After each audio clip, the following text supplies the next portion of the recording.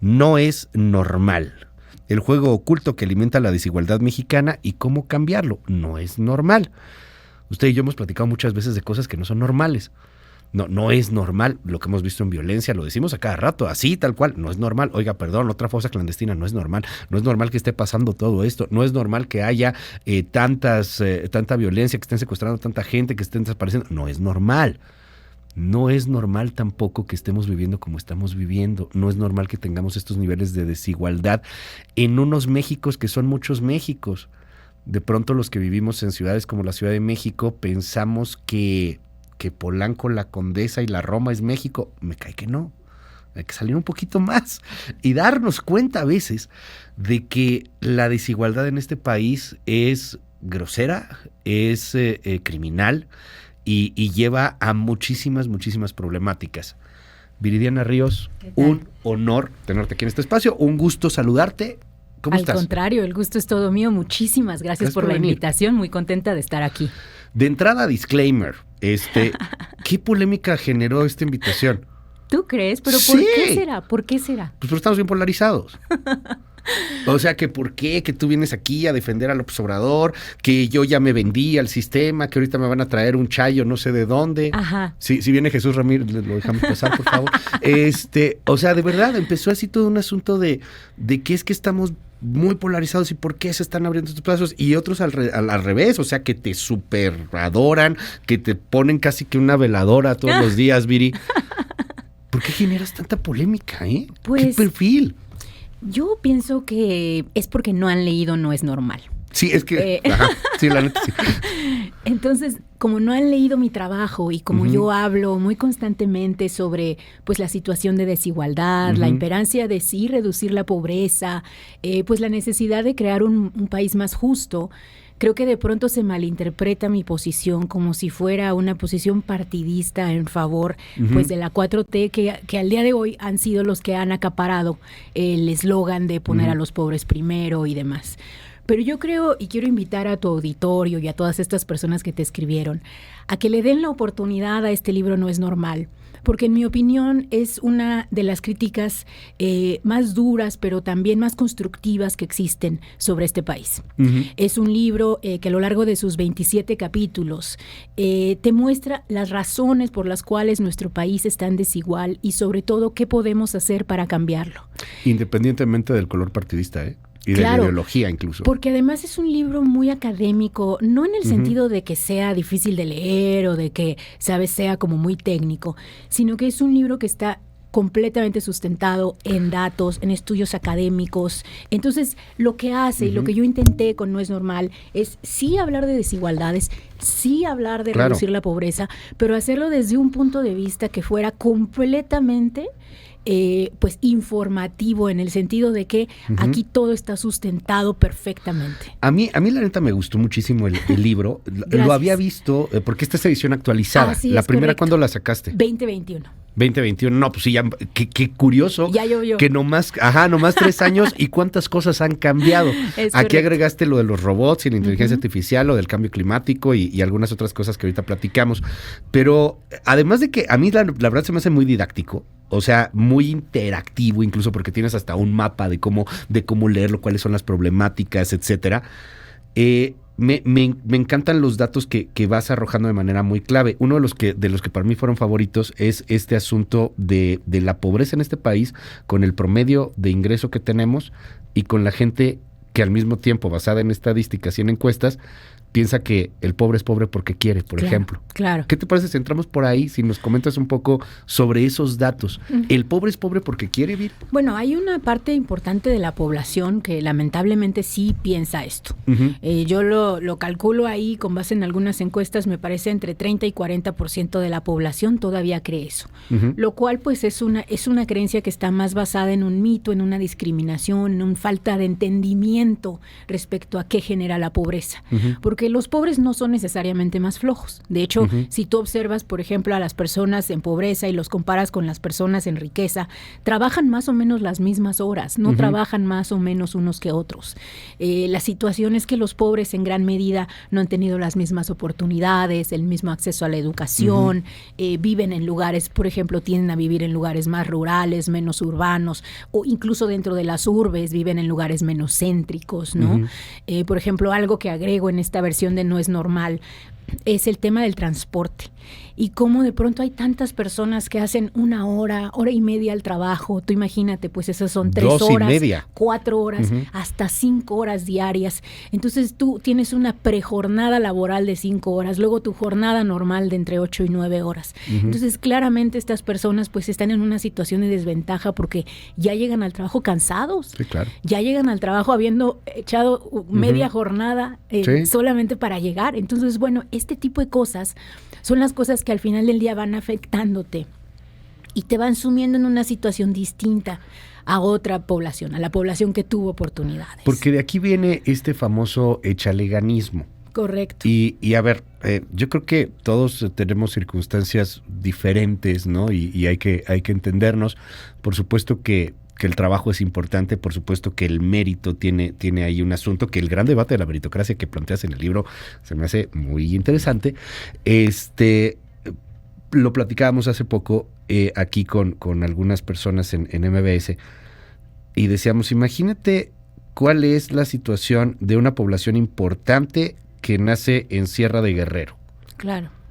O sea, muchas veces no puedes salir, o sea, ahí te quedas, o sea, las circunstancias te obligan a que tu aspiración, si es que es el echaleganismo, pues es a lo mejor irte al sicariato. Claro. O ver cómo le puedes hacer para llevar algo a tu familia. Eso está bien difícil. Ahora, los creyentes del echeleganismo me parece que cometen un error cuando ellos piensan, porque es muy común que te digan, ¿cómo? Pero entonces tú estás en contra de que la gente le eche ganas. Tú lo que quieres es que la gente sea floja. Y yo creo que esa es una interpretación muy maniquea de lo que se está diciendo. Lo que se está diciendo en los estudios de desigualdad no es que la gente no deba echarle ganas. Por el contrario, es que mucha gente le echa muchas ganas y esas ganas no se ven recompensadas. Y ese es el gran problema. Tampoco es que estemos en contra del mérito. Yo creo que al menos por ejemplo, en No es normal, yo hablo sobre pues la imposibilidad muchas veces de llegar a ese mérito con la falta de oportunidad que existe. Claro. O también cómo los beneficios se distribuyen de manera completamente pues desigual, ¿no? Entonces, sí es verdad que a lo mejor nosotros esperaríamos que en el mercado alguien que tiene un nivel educativo de preparatoria gane menos que alguien que tiene un nivel educativo de, no sé, doctorado. Pero no debería ser la distancia tan abismal. Las personas en preparatoria no deberían tener que vivir en pobreza. Nadie, independientemente de su situación laboral o educativa, o incluso de sus propias capacidades, debiera vivir por debajo de las líneas de pobreza. Me encantó un documental que vi hace poco, Salvando el Capitalismo. Está en Netflix, si no me equivoco. Y bueno, ahí está uno de los asesores importantes de Bill Clinton en materia económica y hacen este análisis de desigualdad y de pronto esta persona dice, es que nadie que trabaje 8 horas diarias de manera legal debería de sufrir por lo indispensable. Claro. O sea, este asunto de condenar de pronto a muchos de los sectores sociales a estar endeudados permanentemente, a no poder cumplir con lo indispensable, que es tu comida, tu digno entretenimiento, pues, tu digno esparcimiento, el es poder correcto. Tener un sueldo que haga, pues, que trates de buscar esta persecución de la felicidad. Y nadie que trabaje debería de tener, que sufrir por ello. No estamos hablando, insisto, como tú lo mencionas, ¿no? De que sean millonarios, de que regales dinero, de que entonces todo el mundo puede ir a comprar Ferraris, cosas por el estilo. No, o sea, simplemente de que pues, vivamos como personas. Claro. Fíjate que a veces lo que sucede mucho en México es que al hablar de política nos enfocamos mucho en los personajes. Sí, claro. En las personas, en quién nos gobierna, en quién está arriba. Y yo creo que por supuesto que eso es muy importante. Pero yo tengo una cruzada por dejar de hablar de las personas personas y empezar a hablar de los hechos. Y No es normal es un libro de hechos. Por eso me da un poco de risa cuando dices que ya va a defender a López Obrador. Sí. No, perdón, aquí están. Pero No es normal, no se menciona a López Obrador ni una sola vez. Y no se menciona, de hecho, a ningún presidente, porque los grandes problemas de este país han sido transeccionales. Sí. Provienen de décadas y décadas, se han cocinado a lo largo de una serie de acciones de política pública equivocadas que no son exclusivas de un solo gobierno, que son la consecución de muchas decisiones que se han tomado a lo largo del tiempo. Entonces, no es normal lo que hace, es desmitificar qué es eso que hemos hecho mal. Y crear, a la par de desmitificarlo, crear un manual para cualquier persona que esté pues dispuesta a crear un país más justo y que quiera saber cómo crear ese país más justo. Esta cuestión de desigualdad, que no es exclusiva de México, que se está sufriendo a nivel global, genera, yo creo que junto con las nuevas tecnologías y la manera de estas nuevas comunicaciones a través de redes sociales, que ya es bidireccional y que van generando comunidades, etcétera, pues cambios sociales importantísimos. O sea, estamos viendo gente harta, gente desesperada, gente que empieza a apostar, pues por ejemplo, ahí sí a un Donald Trump, estamos viendo cómo está creciendo hacia el 2025, a un Javier Milei, que vaya lo que acaba de decir en Davos el día de ayer, terrible, por ejemplo. Terrible. O sea, ¿qué pasa ahí, Viri? O sea, porque esto tiene una consecuencia social también. O sea, esta desigualdad a la cual a lo mejor en algún momento se le apostó y dijeron, no va a pasar nada, nunca no se va a revelar, no hay problema. Pues fue creciendo la desigualdad y fue creciendo la cantidad de gente que ya no puede acceder a las oportunidades que se accedían antes. Es correcto. Los economistas mexicanos y globales de los años 90 no consideraban que la desigualdad fuera un problema. Al contrario, ellos creían ideológicamente que estaba bien, porque si había tanta desigualdad, la gente iba a querer echarle más ganas y entonces iba a decir, bueno, yo quiero tener mi Ferrari, quiero ser como Elon Musk, entonces ahora sí le voy a echar ganas, ¿no? Hoy sabemos que la desigualdad en realidad inhibe los procesos de reducción de la pobreza, inhibe el crecimiento económico. La desigualdad es un mal per se y es un mal que no permite a los países desarrollarse. Bueno, esa transición, digamos, de lo que hemos ido aprendiendo en la economía, en muchas ocasiones todavía no se ha dado en algunos de los economistas más públicos, en algunos de los centros del pensamiento, que se han convertido en ideólogos de una forma de concebir el mundo que es completamente errada.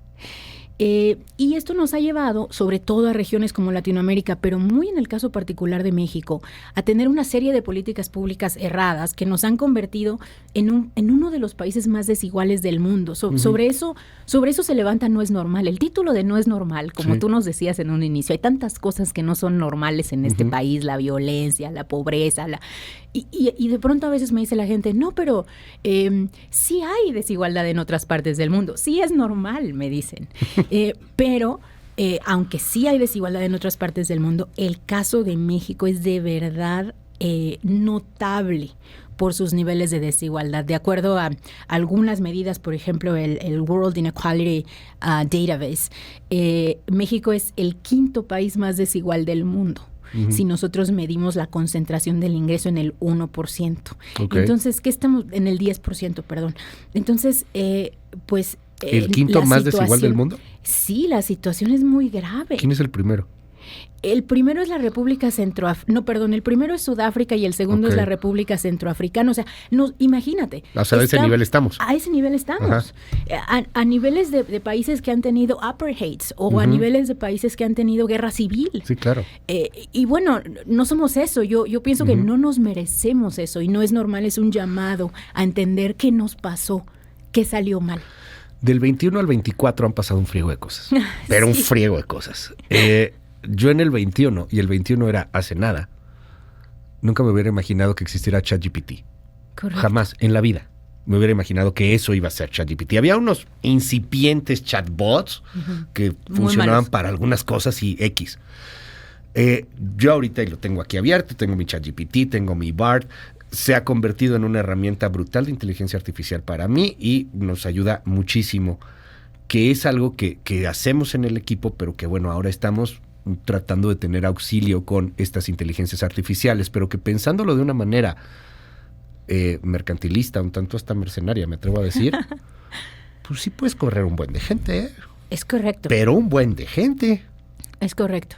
¿Cómo está pasando esto? Porque hace rato me decías algo de lo de la prepa, el que tiene prepa y el que tiene doctorado. Sí.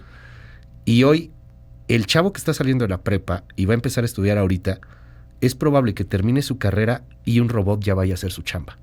Y el de doctorado también. Y los de doctorado, peor, ¿no? O sea, porque ya lo estudiaron, o sea, y ahora resulta que esto hace cosas. Creo que esta es una parte muy interesante, que de hecho tengo un capítulo en No es Normal, el capítulo se llama Robots contra Trabajadores. Uh-huh.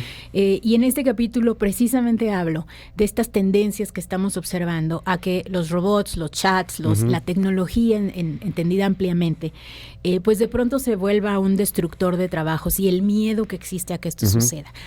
Esto no es de ahora, digamos, ha habido muchos cambios tecnológicos que han destruido trabajos y históricamente lo que hemos observado es que es verdad que se destruyen muchos trabajos, pero también surgen otros trabajos nuevos. Okay.